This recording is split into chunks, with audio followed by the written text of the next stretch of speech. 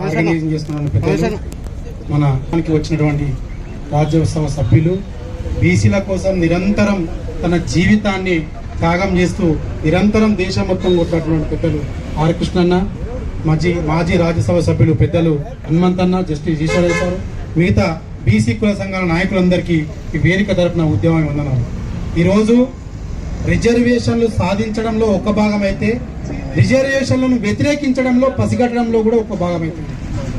రాహుల్ గాంధీ గారు స్వతంత్ర భారతదేశంలో ఈ యొక్క దేశ జనాభాలో బీసీలు అత్యధికంగా ఉన్నారని చెప్పి గ్రహించి ఈ యొక్క వర్గాలకు కులగణన చేపట్టి దేశం మొత్తం మనం రిజర్వేషన్లు ఇవ్వాల్సిన అవసరం ఉందని భారత్ జోడో యాత్రలో భాగంగా ఇక్కడ ప్రకటన చేసి కామారెడ్డి బీసీ డిక్లరేషన్ లో మేనిఫెస్టోలో పెట్టి కులగణను భారతదేశంలో మొట్టమొదటిలో తెలంగాణ రాష్ట్రంలో చేపట్టి ఢిల్లీలో కూడా ధర్నా చేసినటువంటి పరిస్థితి కొనసాగుతున్నటువంటి తరుణం.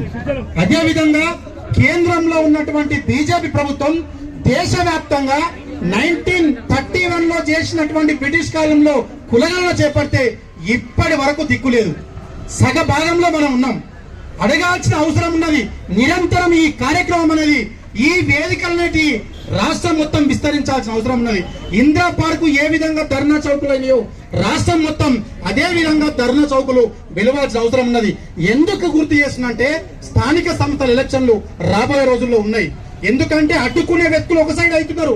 ఈ 42 కూడా రిజర్వేషన్లు కూడా అడ్డుకునే విధంగా కుట్రలు చేసే వర్గాలు కూడా ఒక సైడ్ ఉన్నాయి. కాబట్టి ఓటు బ్యాంకు ద్వారా మనం బుద్ధి చెప్తే వీళ్ళకు మనము రాబోయే రోజుల్లో గుణపాఠం చేసే విధంగా కార్యాచరణ తీసుకోవాల్సిన సందర్భం ఉన్నది.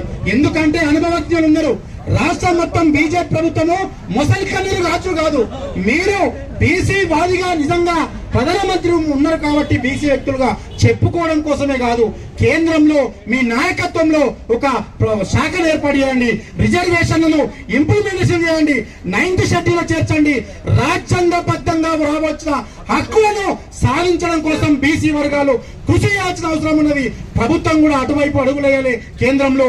అదే విధంగా రేవంత్ అన్న ప్రభుత్వము తన యొక్క వృత్తిని కర్మను నెరవేర్చుకున్నాడు. తన యొక్క వృత్తి పనులని దేశంలో కూడా ధర్మయాచింది. కాబట్టి ఈ వర్గాలు అనుభవజ్ఞులు రాష్ట్రం మొత్తం దేశం మొత్తం విస్తరించి, ఎందుకంటే తమిళనాడులో ఏ విధంగా రిజర్వేషన్లు అమలు పరుస్తున్నారు, కర్ణాటకలో ఏ విధంగా అమలు పరుస్తున్నారు, అదే విధంగా బీహార్ లో కూడా పెంచినటువంటి సందర్భం మొన్న హనుమంతరావు చెప్పింది ఢిల్లీలో. దేశం మొత్తం మేము తిరగడానికి అడుగుదామని చెప్పి. కాబట్టి రాబోయే రోజుల్లో ఈ కార్యాచరణను ముందుకు తీసుకెళ్లాలని సందర్భంగా గుర్తు చేస్తూ, సమయం లేదు కాబట్టి తెలంగాణ జనసమితి పార్టీగా జనరల్ సెక్రటరీగా ఈ యొక్క ధర్నాకు సంపూర్ణ మద్దతు ముగిస్తా ఉన్నాం.